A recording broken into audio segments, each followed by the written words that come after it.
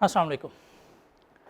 Let's start the most easiest paper of CA CFAP level, CFAP 3, and the name of paper is SPM, stands for Strategy and Performance Measurement, Strategy and Performance Measurement SPM, जिसका नाम आज से कोई 2 साल पहले BMS हुआ करता था, बिजनेस मैनेजमेंट एंड स्ट्रैटेजी।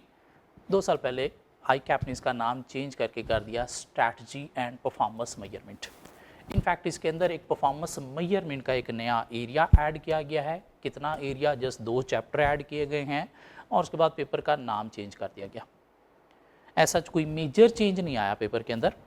वो स्टूडेंट जो पुराना BMS पढ़ के अब आए हैं, भटकी हुई रूहें होती हैं ना, जो बीच में कहीं भटक जाते हैं CFAP लेवल पे, फिर वापस आ जाते हैं कि नहीं आप पेपर दे देने चाहिए, पास कर लेने चाहिए, CA कर लेना चाहिए।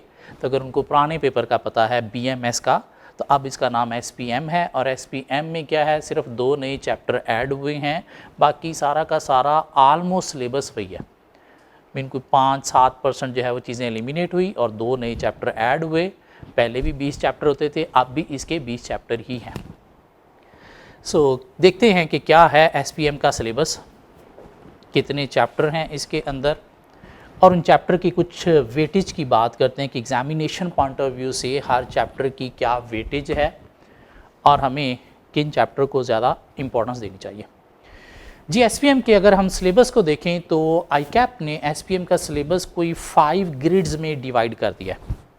इन 5 एरियाज़ बना दिए हैं उसने SPM के, और हर एरिया की कुछ वेटेज उसने डिफाइन कर दिया है कि यहाँ से इतने नंबर का मिनिमम या मैक्सिमम क्वेश्चन जो है वो टेस्ट होगा, और ICAP इस ग्रिड को फॉलो कर रहा है पेपर के अंदर। जी, 5 ग्रिड्स की बात करें तो एक ग्रिड है हमारे पास स्ट्रैटेजी फार्मूलेशन एंड इम्प्लीमेंटेशन की, formulation and implementation of strategy की, और इसके अंदर हमारे पास पहले 9 चैप्टर्स हैं, चैप्टर 1 to 9। और इस एरिया की अगर हम वेटेज की बात करें तो एग्जामिनर का हमारे साथ प्रॉमिस है कि भाई यहाँ से 25 to 30 मार्क्स का पेपर जो है वो टेस्ट होगा। हाँ, जो पुराना पेपर होता था BMS, उसमें इसकी वेटेज थोड़ी ज़्यादा थी, उसमें कोई 40 मार्क्स तक टेस्ट होता था, लेकिन अब एग्जामिनर ने इसकी वेटेज जो है वो कर दी है 25 to 30 मार्क्स, मीन 25 से 30 नंबर इस एरिया से टेस्ट हो रहे हैं। इवन पिछली दफ़ा देखा जाए तो एग्जामिनर ने इस एरिया से कोई 30+ मार्क्स का पेपर भी टेस्ट किया, लेकिन ऑन एवरेज 25 to 30 मार्क्स इस एरिया से टेस्ट होंगे, जिसमें हमारे पास पहले 9 चैप्टर हैं, चैप्टर 1 to 9। इन टोटल 20 में से 9 चैप्टर जस्ट 25 to 30 मार्क्स हैं। उसके बाद हमारे पास एक सेकेंड एरिया है strategy and management of information technology, mean IT in simple word. इसके ऊपर एक ही चैप्टर है, चैप्टर 10, और यहाँ से एग्जामिनर का हमारे साथ प्रॉमिस है कि भाई 10 to 15 मार्क्स का पेपर यहाँ से टेस्ट होगा, और बड़ी खूबसूरती के साथ एग्जामिनर यहाँ से 10 to 15 मार्क्स टेस्ट कर रहे हैं। 10 to 15 मार्क्स इस एरिया से टेस्ट होंगे। उसके बाद हमारे पास एक और एरिया है जिसके अंदर कोई 3 टॉपिक हैं, एक मार्केटिंग है, एक सप्लाई चेन है, और एक HRM ह्यूमन रिसोर्स मैनेजमेंट है। पिछले सिलेबस में लाइक BMS में देखा जाए तो ये 2 सेपरेट ग्रिड्स होती थी, marketing and supply chain separate grid होती थी और HR की सेपरेट ग्रिड होती थी, लेकिन अब एग्जामिनर ने इन तीनों एरियाज़ को कंबाइन कर दिया है, और इसके अंदर हमारे पास कोई टोटल 5 चैप्टर हैं, 11, 12, 13, 14, 15, जिनमें से कोई 3 चैप्टर HR के हैं, बाकी 2 चैप्टर मार्केटिंग और सप्लाई चेन के हैं। और यहाँ से एग्जामिनर का प्रॉमिस है कि भाई 25 to 30 मार्क्स यहाँ से टेस्ट होंगे, और बड़ी खूबसूरती के साथ एग्जामिनर 25 to 30 मार्क्स यहाँ से टेस्ट कर रहे हैं। उसके बाद जो नई ग्रिड अटैच हुई, इसके अंदर नया एरिया जो अटैच हुआ वो है परफॉर्मेंस मेजरमेंट, जिसके ऊपर हमारे पास 2 चैप्टर हैं, चैप्टर 16 and 17, और ये हमारे सिलेबस का सबसे ईजीएस्ट एरिया है। क्यों? इसके अंदर क्या है, अकाउंटिंग रेशोज़ यूज़ होती हैं। एग्जामिनर का जो क्वेश्चन आता है उसमें भी आधे मार्क्स वो रेशोज़ के ऊपर कमेंट्री के होते हैं, मीन वो फाइनेंशियल एनालिसिस जो हम किया करते थे कहाँ पे, FAR2 में, या ऑडिट के अंदर भी हम रेशोज़ निकाल के उसके ऊपर एनालिटिकल प्रोजेक्ट परफॉर्म करके कुछ बहस किया करते थे।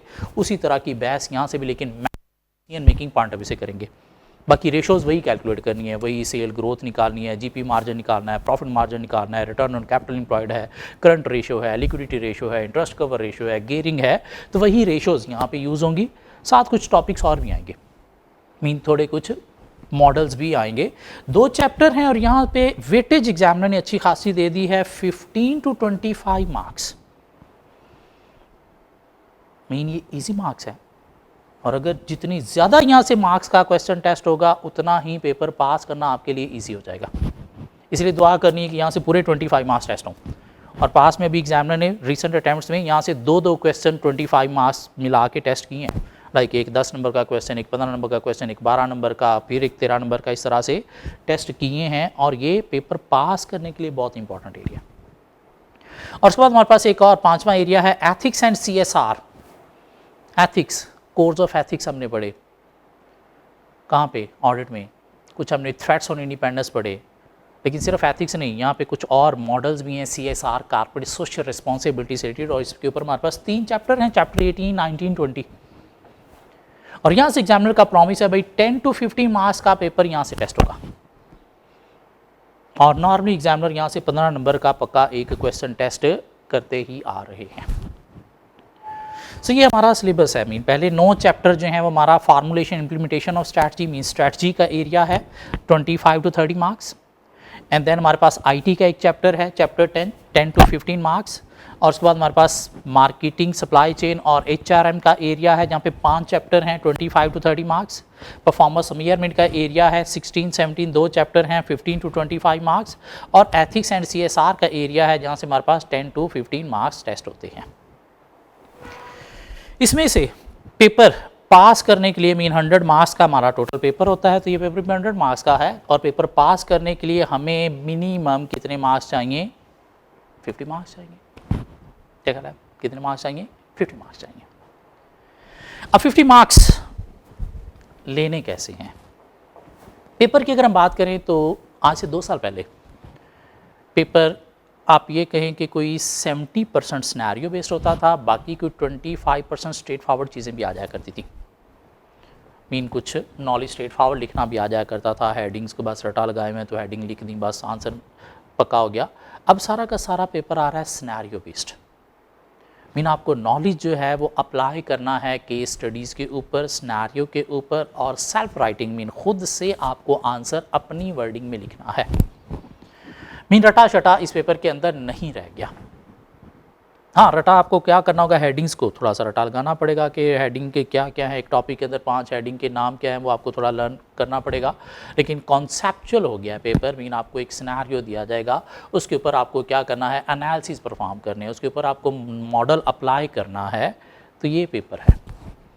अब उसके लिए हम क्या करेंगे, हम सिलेबस पूरा कवर करेंगे, कॉन्सेप्चुअली कवर करेंगे, अच्छी खासी हम प्रैक्टिस करेंगे, कोशिश करेंगे पिछले 5 से 7 साल के हम ICAP के पास्ट पेपर, पिछले 5 से 7 साल के रिसेंट पेपर भी कवर करेंगे। साथ कुछ क्वेश्चन मैं आपको ICAW ACCA से भी करवाऊंगा, जिनके पास पेपर में अच्छे क्वेश्चन अवेलेबल नहीं हैं लेकिन वो एग्जामिनर उसके ऊपर क्वेश्चन पूछ सकते हैं, तो वो कुछ क्वेश्चन मैंने ICAW ACCA से निकाले हुए हैं, तो वो भी हम प्रैक्टिस करेंगे। और आपका काम क्या होगा, सिर्फ मेरे साथ साथ चलना होगा। खुद से आपने कुछ नहीं करना, खुद से कुछ नहीं करना, जो मैं करवाऊंगा सिर्फ वो आपने करना है। और क्वेश्चन जो भी हम क्लास में करेंगे आपने क्या करना है, उसी दिन जाके नेक्स्ट क्लास से पहले वो क्वेश्चन एक दफ़ा हाथ से अटैम्प्ट करना है। मीन वो जो हाथ से अटैम्प्ट करना है उससे हमारी क्या होगी, प्रैक्टिस होगी, और वही प्रैक्टिस हमारा पेपर पास कराने में हेल्पफुल होगी। सिलेबस हम आज से स्टार्ट कर लेंगे, सिलेबस हम आज से ही स्टार्ट कर लेंगे। ये एरिया हम पहले कवर करेंगे, फिर हम आगे मूव होंगे फर्दर एरियाज़ की तरफ, और सिलेबस हम आज से स्टार्ट कर लेंगे। आपको क्या करना होगा, साथ साथ बस मेरे चलना होगा। कोई अबाउट 50 to 55 लेक्चर्स में हम पूरा syllabus with practice, with enough practice, in fact more than enough practice हम जो है वो कवर करेंगे। आपको क्या करना है, बस मेरा साथ देना है। ये 50 to 55 क्लासेस, क्लास भी हमारी को बहुत बड़ी नहीं हुआ करेगी, बड़ी मुश्किल से 1 घंटा सवा घंटा क्लास हुआ करेगी, इससे ज़्यादा क्लास नहीं होगी। ठीक हो गया। बस आपको क्या करना है, जो डेली बेसिस पे मैं क्वेश्चन क्लास में कवर करवा रहा हूँ वो आपने हाथ से अटैम्प्ट करना है नेक्स्ट क्लास से पहले। पेपर इजीली पास हो जाएगा। मुश्किल पेपर ये बिल्कुल भी नहीं है, इजी पेपर है। तो ये तो हमने बात कर ली जी, सिलेबस में हमारे पास 20 चैप्टर्स हैं और उन 20 चैप्टर्स की वेटेज क्या क्या है। एक इंटरेस्टिंग अगर हम बात देखें, ये एक चैप्टर है चैप्टर 10, ये 2 चैप्टर हैं 16, 17, ये 3 चैप्टर की अगर हम वेटेज देखें, अगर हम मिनिमम स्टेज पे देखें तो 10 और जैसे 15 कितने हो गए 25 मार्क्स। मीन सिर्फ ये 3 चैप्टर ही आपको 25 मार्क्स का पेपर अटैम्प्ट करवा देते हैं। और ये अगर 3 चैप्टर अच्छी तरह कर लें तो 25 में से 18 to 20 मार्क्स इजीली लिए जा सकते हैं। और अगर 18 to 20 मार्क्स यूँ आप सिक्योर कर लो अच्छे, तो पेपर फेल करना बड़ा मुश्किल हो जाता है। उसके बाद इस एरिया में आए 3 चैप्टर हैं और यहाँ से मिनिमम अगर हम देखें 10 नंबर तो मिला के 35 मार्क्स। और टोटल चैप्टर कितने हैं 1, 2, 3 और 3, 6। इन आउट ऑफ 20 ये 6 चैप्टर अगर हम कर लें तो यहाँ से 35, इनफैक्ट मैं कहूँगा 40 मार्क्स का पेपर यहाँ से आ जाएगा 6 चैप्टर से। और 40 मार्क्स अगर आपने अच्छे अटैम्प्ट कर दिए तो ईजिली आप 30 मार्क्स ले लेते हो। और अगर 30 मार्क्स आपने ईजिली इस तरह से कवर कर लिए तो बाकी 20 इन एरिया से लेना मुश्किल नहीं होगा। लेकिन हम पूरा सिलेबस कवर करेंगे क्योंकि ये पेपर जो है CFAP 3 ये आगे लिंक है MSA 2 के साथ भी।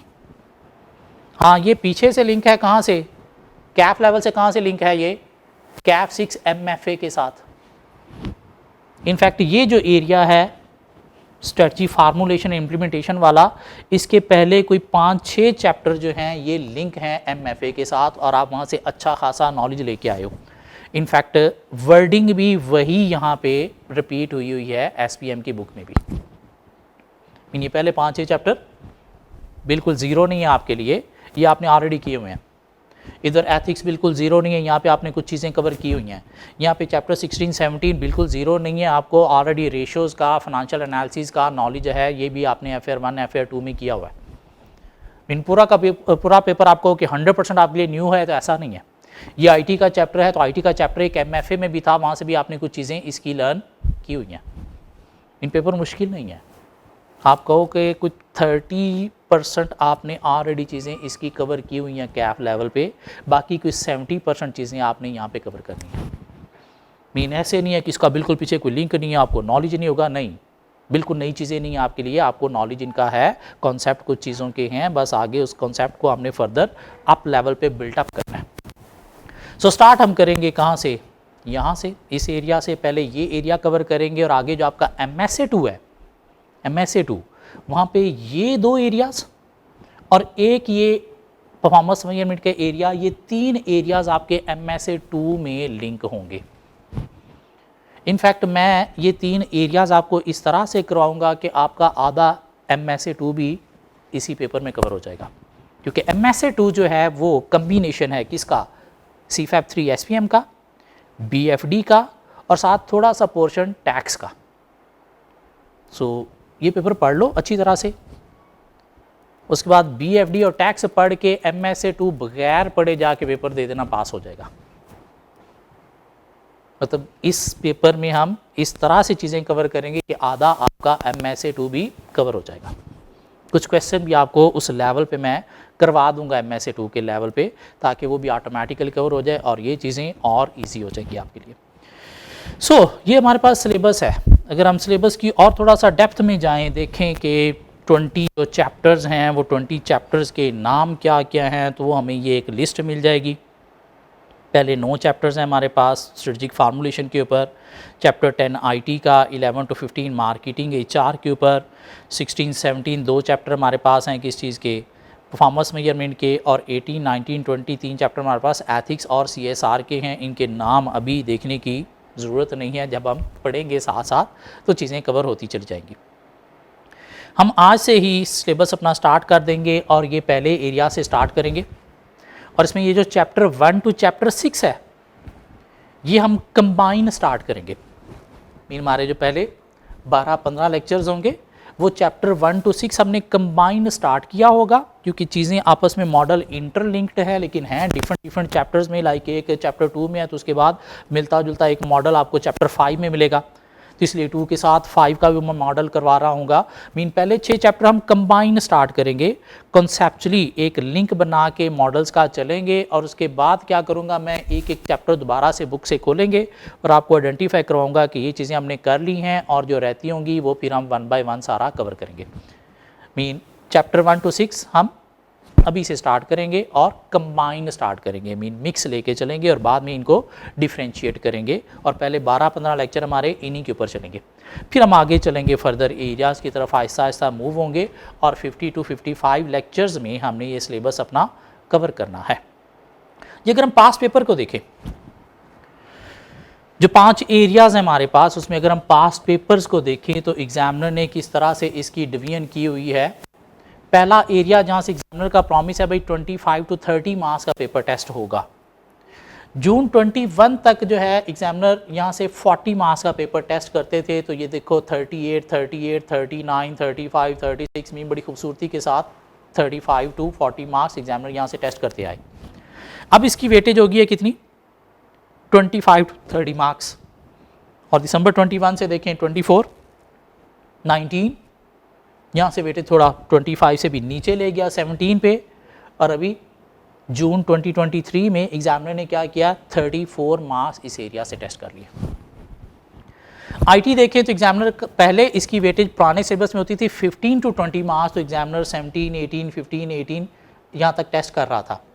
अब इसकी वेटेज है 10 to 15 मार्क्स, तो देखें 15 मार्क्स, 14 मार्क्स, 15 मार्क्स, अभी ये जून में भी टेस्ट किया है, वो मार्क्स यहाँ पे इंक्लूड हो गए हैं मार्केटिंग के साथ, कोई 12 मार्क्स का यहाँ पे टेस्ट हुआ है अभी। उसके बाद एचआर और मार्केटिंग की बात करें, पहले ये 2 सेपरेट ग्रिड होती थी, कहाँ तक, जून 21 तक, तो इनके सेपरेट मार्क्स होते थे, लेकिन अब इस ग्रिड की वेटेज जो है वो एग्जामिनर ने सेपरेट कर दिए 20 से 25 नंबर। तो यहाँ पे देखें 30 नंबर टेस्ट हुए, यहाँ पे 31 मार्क्स टेस्ट हुए, यहाँ पे 26 मार्क्स, यहाँ पे 31 मार्क्स। हाँ, पिछली 2 अटेम्प्ट से एग्जामिनर ने दिसंबर 22 मीन विंटर 22 और समर 23 में एग्जामिनर ने एचआर को इग्नोर किया हुआ है। नहीं, सिर्फ मार्केटिंग और सप्लाई चेन ही टेस्ट हुआ है पिछले 2 पेपर में, समर 23 में भी और विंटर 22 में भी। दिस मीन विंटर 23 में एचआर के टेस्ट होने का ज़्यादा चांस है। 3 चैप्टर हैं इसके ऊपर, और पिछली 2 अटेम्प्ट में एग्जामिनर ने इग्नोर किया, सिर्फ मार्केटिंग और सप्लाई चेन को ज़्यादा टेस्ट किया। दिस मीन इस दफ़ा एचआर के ऊपर क्वेश्चन आएगा ही आएगा, तो वो 3 चैप्टर अच्छी तरह से कवर करने हैं, उनके क्वेश्चन की अच्छी प्रैक्टिस हमें करनी है। उसके बाद परफॉर्मेंस मेजरमेंट के एरिया की बात करें, परफॉर्मेंस मेजरमेंट जो दिसंबर 21 से पहले नहीं होता था सिलेबस में, दिसंबर 21 से ही एग्जामिनर ने इंक्लूड किया सिलेबस में। और उसको देखें तो पहली अटेम्प्ट में दिसंबर 21 में 16 मार्क्स टेस्ट हुए, समर 22 में 21 मार्क्स टेस्ट हुए, विंटर 22 में 2 क्वेश्चन टेस्ट हुए 24 मार्क्स के लिए, और समर 23 में भी यहाँ से 20 मार्क्स टेस्ट हुए हैं, एक ही क्वेश्चन 20 मार्क्स का टेस्ट हुआ है। दिस मीन 20 to 25 मार्क्स यहाँ से टेस्ट हो रहे हैं, और ये इजी मार्क्स हैं जो पेपर पास करने में काफ़ी हेल्पफुल हैं, और यहाँ से आप अच्छे मार्क्स सिक्योर कर सकते हो। क्यों, यहाँ पे कुछ कैलकुलेशंस इन्वॉल्व हैं, रेशोज़ इन्वॉल्व हैं, और रेशोज़ अगर आपने सही कैलकुलेट कर दिया तो वो तो नंबर आपका कट ही नहीं सकता। उसके ऊपर कोई 2 लाइनों की आपने एनालिसिस कर दिया है डिसीजन मेकिंग के पॉइंट ऑफ व्यू से, तो वो नंबर आपके कट ही नहीं सकते। नहीं, ये एरिया ईजी भी है और पेपर पासिंग सिक्योर करने में काफ़ी हेल्पफुल होगा। उसके बाद एचआर की बात करें तो पुराने सिलेबस में इसकी वेटेज होती थी 15 to 20 मार्क्स यहाँ तक, और एग्जामिनर देखें 15, 16, 16, 16, 15, 15, 18 मार्क्स का टेस्ट किया। अब इसकी वेटेज होगी है 10 to 15 मार्क्स, और अब एग्जामिनर इसको टेस्ट कर रहा है 15 मार्क्स, 15 मार्क्स, इवन 18 मार्क्स का भी टेस्ट किया विंटर 22 में, और अभी प्रीवियस समर 23 में भी 15 मार्क्स का एक क्वेश्चन इसके ऊपर आया है। मीन ये 3 चैप्टर इतने मुश्किल नहीं है, ये भी यहाँ से 15 नंबर का एक क्वेश्चन एग्जामिनर टेस्ट कर रहे हैं। सो कमिंग अटेम्प्ट के लिए हमारे लिए इंपॉर्टेंट क्या है, आईटी 10 से 15 नंबर टेस्ट होने ही होने हैं। एचआर बहुत इंपॉर्टेंट है क्योंकि पिछली 2 अटेम्प्ट में एग्जामिनर ने इग्नोर किया है, तो विंटर 23 की अटेम्प्ट के लिए एचआर बहुत इंपॉर्टेंट है। परफॉर्मेंस मेजरमेंट 20 से 25 नंबर टेस्ट होने ही होने हैं, चाहे कुछ भी हो जाए। और एथिक्स का 15 नंबर का एक क्वेश्चन आना ही आना है। लेकिन ये एरिया हम छोड़ नहीं सकते, क्यों? ये एरिया और परफॉर्मेंस मेजरमेंट को एग्जामिनर समटाइम कंबाइन करके भी टेस्ट करते हैं। लाइक फाइनेंशियल एनालिसिस का पार्ट, साथ एक पार्ट इस एरिया का स्ट्रेटजिक फार्मूलेशन का दे दिया। और ये एरिया हम वैसे भी नहीं छोड़ सकते, क्यों? MSA2 जो आधा है वो तकरीबन है यही एरिया, इसलिए सिलेबस हमें पूरा कवर करना है, हम कोई चैप्टर छोड़ नहीं सकते। हाँ, कुछ चैप्टर्स को हमने वेटेज ज़्यादा देनी है, इंपॉर्टेंस ज़्यादा देनी है, एग्जामिनेशन पॉइंट ऑफ व्यू से उनकी प्रैक्टिस बहुत ज़्यादा करनी है, उनकी रिवीजन हमने बार बार करनी है, और वो परफॉर्मेंस मेजरमेंट है, IT है, HR है और एथिक्स है। हाँ, ये जो एरिया है ये भी हम कवर करेंगे, लेकिन ज़्यादा इंपॉर्टेंस हमने बाकी एरियाज़ को देनी है, क्यों? वहाँ पे वेटेज भी ज़्यादा है और क्वेश्चन भी कंपलसरी आता है।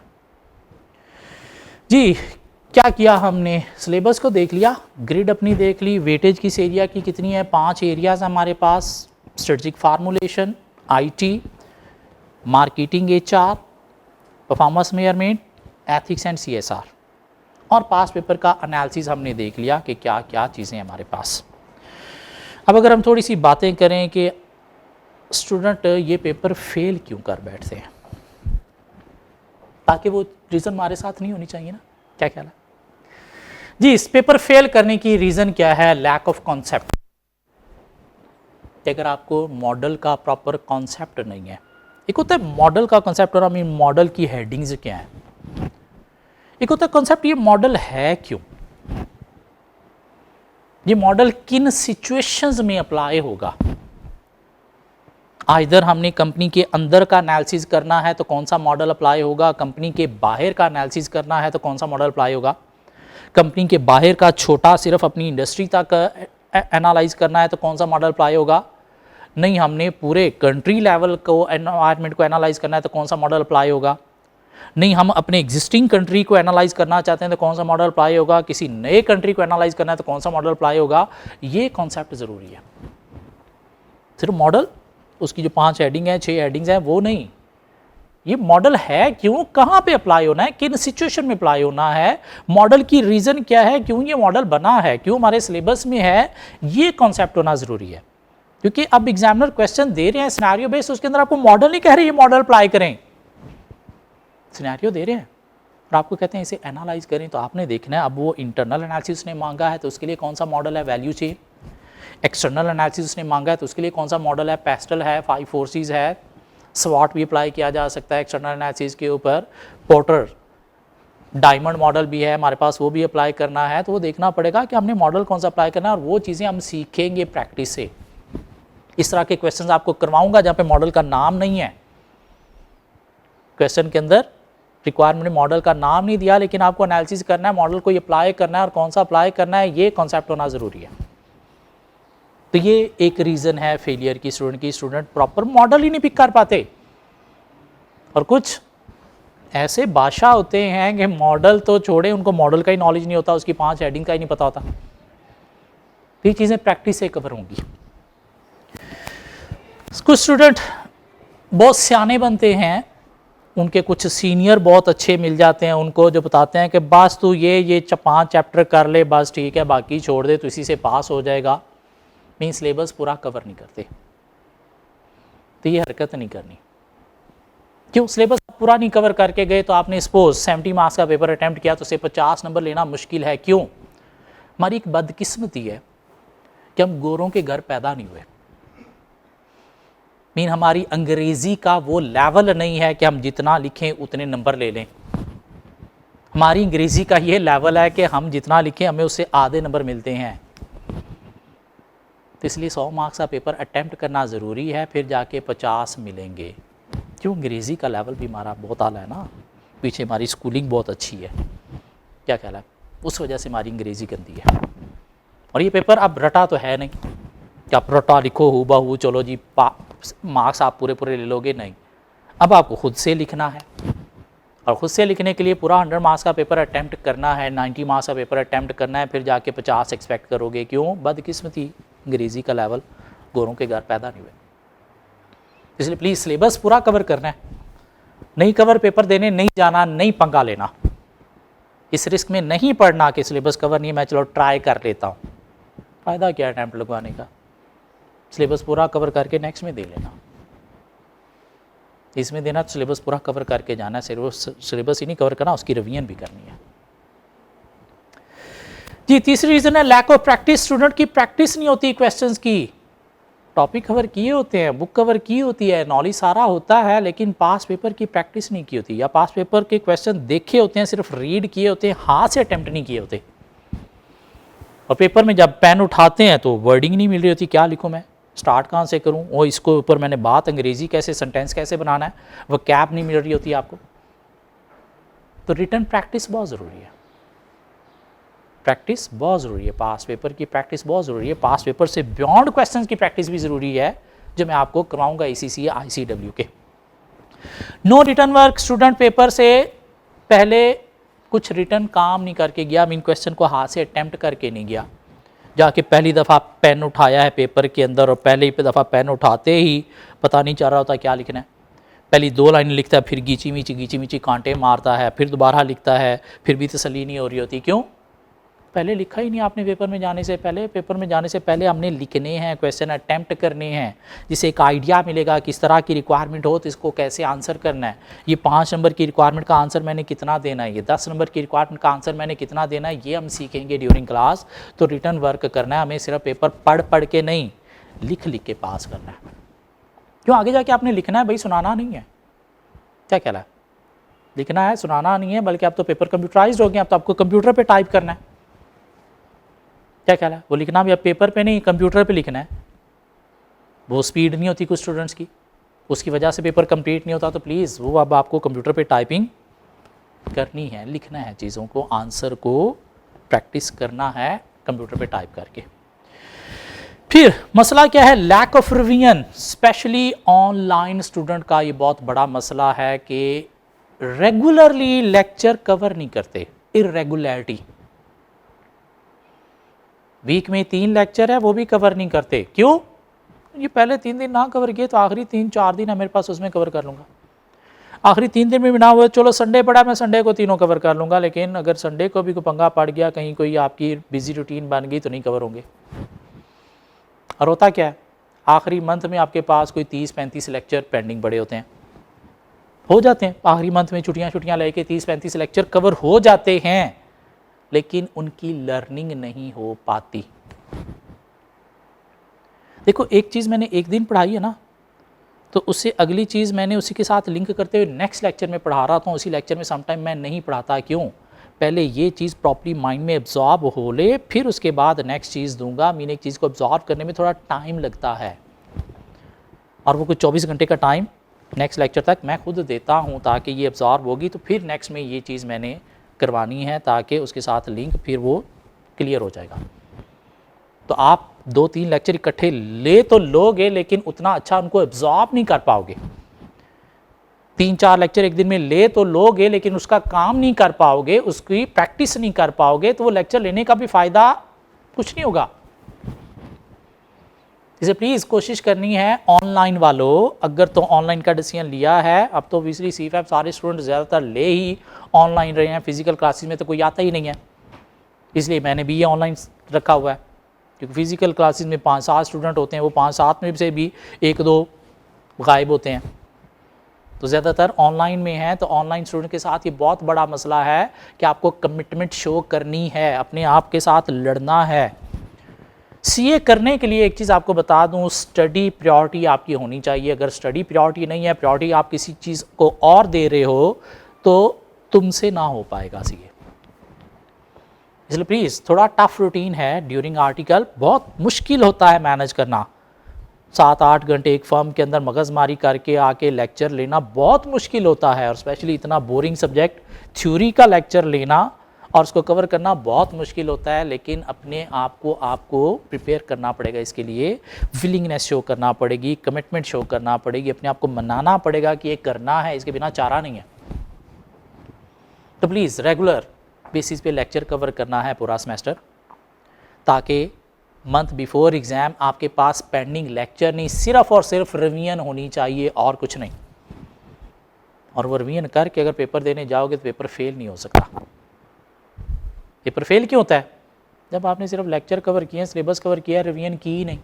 क्योंकि कुछ चीज़ें आपकी रिवीजन में जाके अच्छी तरह से डेवलप होती हैं। इनफैक्ट एक रिवीजन में भी नहीं, सेकंड रिवीजन में जाके और चीज़ें माइंड में क्लियर होती हैं। फिर पेपर देने जाओ, पेपर पास करने का मज़ा भी आता है। फिर रिजल्ट पे डर नहीं होता कि पता नहीं क्या बनेगा। नहीं, जब आपने सिलेबस प्रॉपर कवर किया हुआ है, 2 रिवीजन किए हुई हैं, पेपर दे के आओ, रिजल्ट तक आप सुकून में होते हो कि ये पेपर पास है। क्यों? पेपर देते वक्त ही आपको पता चल जाता है कि ये हो गया। इसलिए प्लीज़ रेगुलरिटी बहुत ज़रूरी है। टिप्स एंड टेक्निक्स, पेपर कैसे पास करना है, तो इन चीज़ों को अवॉइड करना है भाई। कॉन्सेप्ट प्रॉपर, एक मॉडल क्यों है, सिलेबस पूरा 100% कवर करना है, नहीं कवर पेपर देने नहीं जाना। प्रैक्टिस जितनी मैं कराऊंगा सारी की सारी करनी है, मोर देन इनफ प्रैक्टिस कराऊंगा और सारी इंपॉर्टेंट है, कोई चीज़ छोड़ नहीं सकते।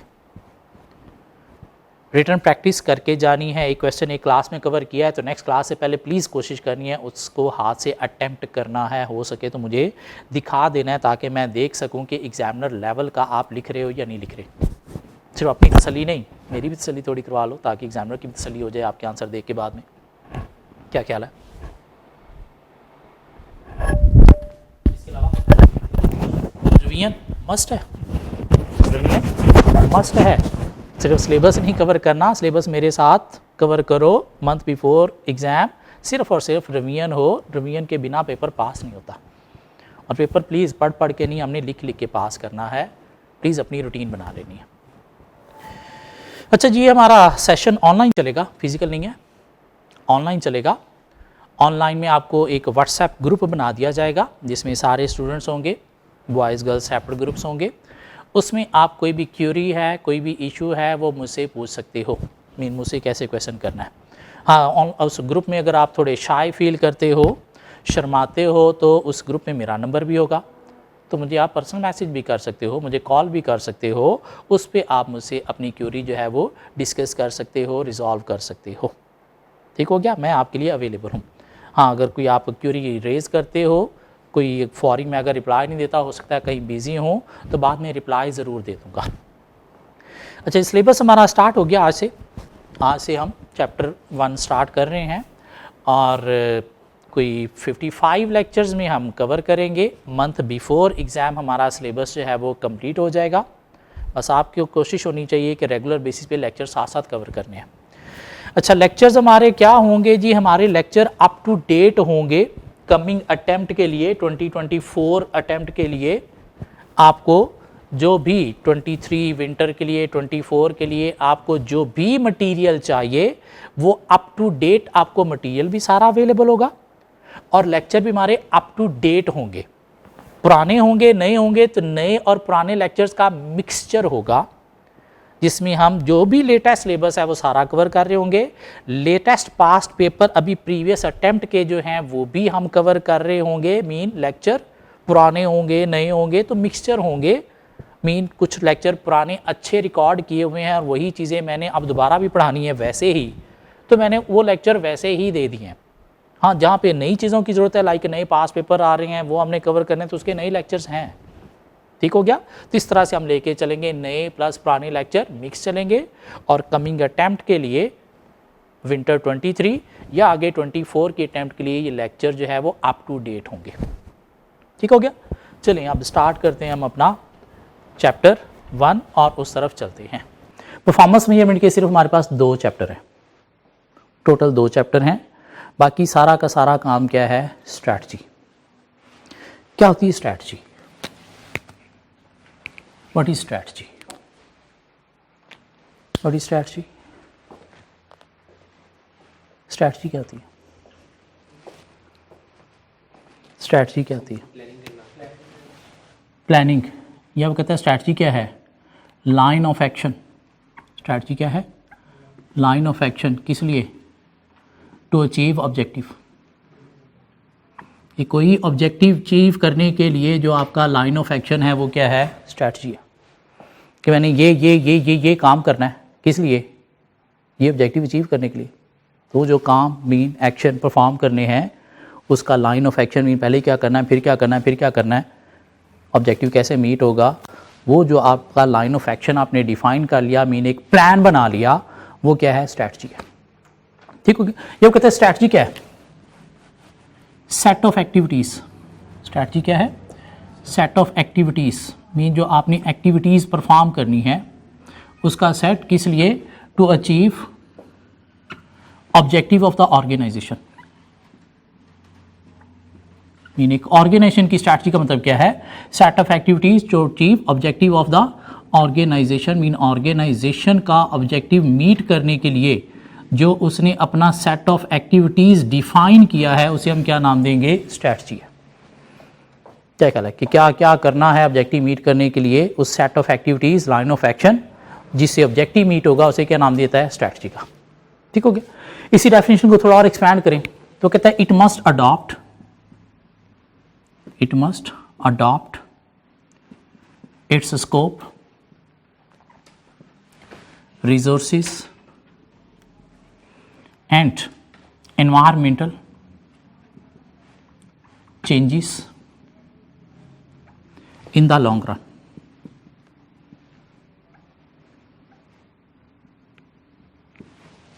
स्ट्रैटेजी क्या है? Set of activities to achieve objective of the organisation. अब कहते हैं वो जो सेट ऑफ एक्टिविटीज आपने डिफाइन करना है, वो जो सेट ऑफ एक्टिविटीज डिफाइन करना है, इट मस्ट अडॉप्ट, वो होना चाहिए according to scope of the organisation, according to resources of the organisation, according to environmental changes, और क्या होना चाहिए? लॉन्ग रन में होना चाहिए। मीन जो भी स्ट्रैटेजी बनानी है वो क्या होनी चाहिए? लॉन्ग टर्म होनी चाहिए। क्यों? बिजनेस ऑब्जेक्टिव शॉर्ट टर्म में नहीं, लॉन्ग टर्म में अचीव होते हैं, तो जो स्ट्रैटेजी बनानी है वो क्या होनी चाहिए? लॉन्ग टर्म होनी चाहिए। दूसरा कहता है जो भी स्ट्रैटेजी बनानी है वो अकॉर्डिंग टू स्कोप। स्कोप का मतलब क्या है? ऑब्जेक्टिव से रिलेटेड होनी चाहिए। Set of activities to achieve objective, तो according to scope mean according to objective होना चाहिए। उसके अंदर सिर्फ वही एक्टिविटीज होनी चाहिए जो उस ऑब्जेक्टिव को मीट करने से रिलेटेड है। फजूल अननेसेसरी एक्टिविटीज उसके अंदर नहीं होनी चाहिए, अदरवाइज स्ट्रैटेजी क्या है? फजूल है। लॉन्ग टर्म होनी चाहिए। क्यों? बिजनेस ऑब्जेक्टिव शॉर्ट टर्म में नहीं, लॉन्ग टर्म में अचीव होते हैं, तो स्ट्रैटेजी क्या होनी चाहिए? लॉन्ग टर्म होनी चाहिए। और according to scope, scope mean objective of the organisation होनी चाहिए या बाउंड्रीज ऑफ द ऑर्गेनाइजेशन होनी चाहिए। ऑब्जेक्टिव से रिलेटेड स्पेसिफिक ही एक्टिविटीज होनी चाहिए, अननेसेसरी एक्टिविटीज नहीं होनी चाहिए। तीसरा वो कहता है जो भी स्ट्रैटेजी बनानी है वो अकॉर्डिंग टू रिसोर्सेज होनी चाहिए, अकॉर्डिंग टू रिसोर्सेज होनी चाहिए। इसका मतलब क्या है कि जो भी स्ट्रैटेजी बनानी है वो रियलिस्टिक होनी चाहिए। स्ट्रैटेजी है क्या? Set of activities to achieve objective. Mean हमने क्या क्या काम करना है ऑब्जेक्टिव मीट करने के लिए, मीन हमने किन किन रिसोर्सेज को कैसे यूज करना है ऑब्जेक्टिव मीट करने के लिए, क्या कहलाता है। तो इसके अंदर मेंशन होना चाहिए कि कौन से आपके पास रिसोर्सेज हैं और उनको कैसे यूज करना है। ये नहीं कि हमने स्ट्रैटेजी बना ली, हमने चांद पे जाना है और चांद पे जाने के लिए आपके पास रिसोर्सेज हैं ही नहीं, तो क्या रियलिस्टिक है? नहीं। तो रियलिस्टिक होनी चाहिए mean according to given resources होनी चाहिए, उनके अंदर डिफाइन होना चाहिए कि क्या रिसोर्सेज आपके पास हैं और उनको आपने कैसे यूटिलाइज करना है। जो अगर एक स्ट्रैटेजी बना ली उसके लिए आपके पास रिसोर्सेज ही नहीं है तो क्या वो स्ट्रैटेजी काम करेगी? क्या उससे ऑब्जेक्टिव मीट होगा? नहीं। तो स्ट्रैटेजी क्या होनी चाहिए? एक तो अकॉर्डिंग टू ऑब्जेक्टिव होनी चाहिए, अननेसेसरी एक्टिविटीज उसके अंदर नहीं होनी चाहिए, according to resources mean realistic होनी चाहिए, और क्या होनी चाहिए? लॉन्ग टर्म होनी चाहिए। चौथा वो कहता है कि जो भी स्ट्रैटेजी बनानी है वो अकॉर्डिंग टू एनवायरमेंटल चेंजेस होनी चाहिए। एनवायरमेंट बोलते हैं इंडस्ट्री मार्केट को, इंडस्ट्री या मार्केट को। क्या आपने बिजनेस जिस इंडस्ट्री मार्केट में ऑपरेट करना है तो स्ट्रैटेजी बनाते वक्त उस इंडस्ट्री मार्केट को देखते हुए स्ट्रैटेजी बनानी है। इंडस्ट्री मार्केट में किसको देखना है? अपने कस्टमर को देखना है, अपने कंपैटिटर को देखना है। क्यों? अगर उनको देखा ही नहीं आपने तो हो सकता है आप वो चीज़ें दे रहे होगे जो कस्टमर चाहता ही नहीं है, या कंपैटिटर की निस्बत गंदी घटिया चीज़ें दे रहे होगे। क्या कहलाता है? तो क्या आपका ऑब्जेक्टिव मीट हुआ? नहीं। तो स्ट्रैटेजी बनाते वक्त आपने क्या देखना है? Environmental changes mean industry market में जो चेंजेस आ रही हैं, कंपैटिटर क्या नया कर रहा है, आपने उससे अच्छा कैसे करना है, नई जो डेवलपमेंट्स हो रही हैं उसके अकॉर्डिंगली स्ट्रैटेजी होनी चाहिए, कस्टमर की जो एक्सपेक्टेशन है उसके अकॉर्डिंगली होनी चाहिए। क्योंकि अगर आपने एनवायरमेंट को देखा ही नहीं तो कंपटीशन डील नहीं होगा, कंपैटिटर से गंदी स्ट्रैटेजी होगी। कस्टमर की एक्सपेक्टेशन मीट नहीं होगी, नई जो डेवलपमेंट्स हो रही हैं वो आप अडॉप्ट ही नहीं कर पाओगे, तो फिर वो स्ट्रैटेजी आपकी क्या सक्सेसफुल होगी?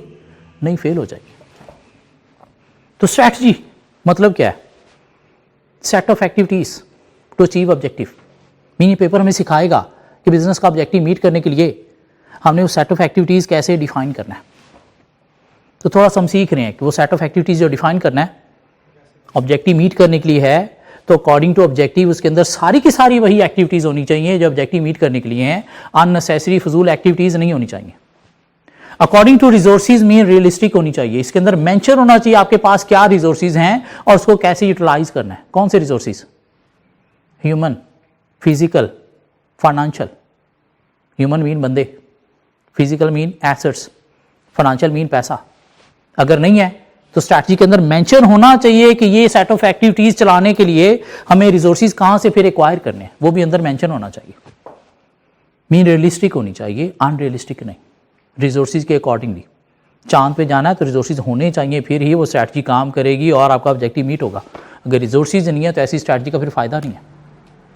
According to environmental changes in industry, market, customer, competitor, नई डेवलपमेंट्स को देखते हुए बनानी है और लॉन्ग टर्म होनी चाहिए। तो क्या सीखा हमने? स्ट्रैटेजी क्या है?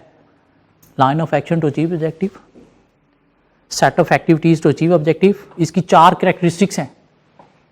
लॉन्ग टर्म होनी चाहिए, according to scope objective of the organisation होनी चाहिए, avoidance of unnecessary activities, according to resources mean realistic होनी चाहिए, and according to environmental changes mean by considering comparator, customer and new developments होनी चाहिए। यहां तक बात समझ आती है? सो स्ट्रैटेजी को हमने डिफाइन करने की कोशिश की कि स्ट्रैटेजी है क्या। Paper strategy and performance measurement, तो इसमें स्ट्रैटेजी का मतलब क्या है और स्ट्रैटेजी की हमने थोड़ी सी कैरेक्टरिस्टिक्स देखी। ठीक हो गया? अब हम जा रहे हैं जी एक टॉपिक डिस्कस करने जिसका नाम है लेवल्स ऑफ स्ट्रैटेजी।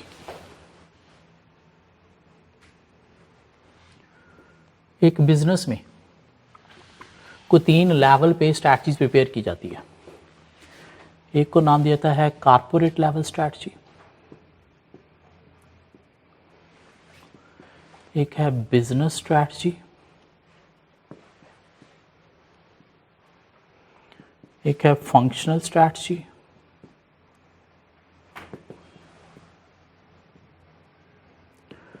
और एक है नेटवर्क लेवल स्ट्रैटेजी। हमारी बुक कहती है कि 3 लेवल्स हैं स्ट्रैटेजी के, लेकिन कुछ राइटर्स कहते हैं कि नहीं, एक चौथा लेवल भी है जिसे नेटवर्क स्ट्रैटेजी का नाम दिया जाता है। क्या हैं ये लेवल? इनको डिस्कस करने के लिए कंपनी डिस्कस करते हैं जिसका नाम है वर्जन ग्रुप। नाम सुना है वर्जन ग्रुप का? वर्जन ग्रुप एक यूके की British multinational group of companies है। मल्टीनेशनल ग्रुप ऑफ कंपनीज है जो किसी एक इंडस्ट्री में नहीं, एक से ज्यादा इंडस्ट्री में ऑपरेट कर रही है। मीन वर्जन ग्रुप क्या है? Diversified across industries. क्या है? Diversified across industries. मीन ऐसी कंपनी जो एक से ज्यादा इंडस्ट्री में ऑपरेट कर रही हो, उसके लिए एक टर्म यूज की जाती है क्या? Diversified across industries. मीन फैली हुई है एक से ज्यादा इंडस्ट्री में। वर्ड सीख रहे हैं, ठीक हो गया? क्यों? आंसर देने के लिए हमें अच्छे अच्छे वर्ड्स भी एग्जामिनर को लिख के देने हैं, अच्छे वर्ड्स लिख के देने, तो हम सीख रहे हैं। सो वर्जन ग्रुप क्या है? Diversified across industry. मीन किसी एक इंडस्ट्री में नहीं, लाइक नेस्ले एक से ज्यादा इंडस्ट्री में ऑपरेट कर रही है, लाइक पैकेजेस एक से ज्यादा इंडस्ट्री में ऑपरेट कर रही है। क्या ख्याल है? वर्जन ग्रुप की बात करें तो वर्जन ग्रुप जो है वो एयरलाइन इंडस्ट्री में भी ऑपरेट कर रही है। Mean like PIA, Emirates, version airline भी बाहर के कंट्रीज में चलती हैं। वर्जन ग्रुप की बात करें तो वर्जन ग्रुप बैंकिंग इंडस्ट्री में भी ऑपरेट कर रही है। मीन वर्जन बैंक के नाम से बैंक भी है बाहर की कंट्री में। वर्जन ग्रुप की बात करें तो वर्जन टेलीकम्युनिकेशन इंडस्ट्री में भी डील कर रही है। Mean like Warid, PTCL, JioPhone, telecommunication में भी है। अभी 2 साल पहले UAE में भी ये आई है, वहां पे भी ऑपरेट कर रही है। वर्जन ग्रुप की बात करें तो ये रिटेल इंडस्ट्री में भी ऑपरेट कर रही है। Mean like Hyperstar, Metro type retail store भी हैं इसके। वर्जन ग्रुप की बात करें तो ये इलेक्ट्रॉनिक इंडस्ट्री में भी ऑपरेट कर रही है। वर्जन ग्रुप की बात करें तो ये फिटनेस सेंटर इंडस्ट्री में भी ऑपरेट कर रही है, like shapes, version, gym, fitness centre भी हैं बाहर की कंट्री में।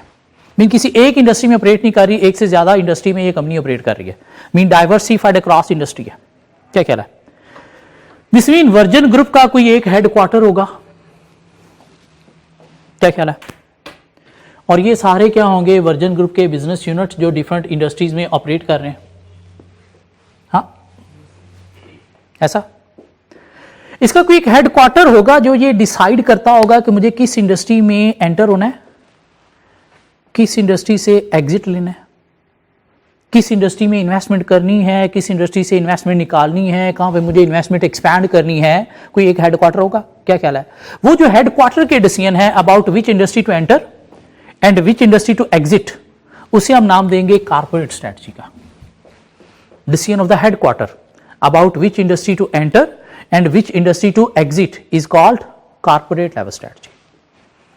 या यूं कहें कि ये सारी वर्जन ग्रुप की सब्सिडरीज हैं, तो इसकी कोई एक पेरेंट कंपनी होगी। तो कॉर्पोरेट स्ट्रेटजी है क्या? Decision of the parent company about how to manage its subsidiaries, about how to manage its business units या सब्सिडरीज। ये बात क्लियर होती है। कॉर्पोरेट स्ट्रेटजी क्या है? Decision of the headquarter about which industry to enter and which industry to exit, या decision of the parent company about how to manage its business unit or subsidiaries. Okay, अब ये सारे क्या हैं? Virgin group के business units हैं जो अपनी अपनी इंडस्ट्री में ऑपरेट कर रहे हैं। क्या ख्याल है? इसका कंपटीशन होगा किसके साथ? एमिरेट्स के साथ, इतिहाद के साथ, कतर के एयरलाइन के साथ, मीन एयरलाइन कंपनी के साथ। इसका कंपटीशन होगा किसके साथ? बैंकों के साथ। क्या ख्याल है? वहां पे HBL ऑपरेट कर रहा है तो HBL के साथ भी इसका कंपटीशन होगा। और HBL बाहर के कंट्रीज में है, यूके में भी है, UAE में भी है। ठीक हो गया। इसका कंपटीशन किसके साथ होगा? टेलीकम्युनिकेशन वाली बाकी कंपनीज के साथ। इसका कंपटीशन रिटेल वाले बड़े स्टोर्स के साथ, कंपनी के साथ। क्या ख्याल है? तो इसके हर बिजनेस यूनिट की अपनी भी तो कोई स्ट्रैटेजी होगी ना, कि मुझे अपनी इंडस्ट्री में कंपटीशन को कैसे डील करना है। क्या ख्याल है? तो ये जो एक बिजनेस यूनिट की स्ट्रैटेजी है about how to deal with competition in इस पर्टिकुलर इंडस्ट्री, इसे क्या नाम देंगे? बिजनेस स्ट्रैटेजी का।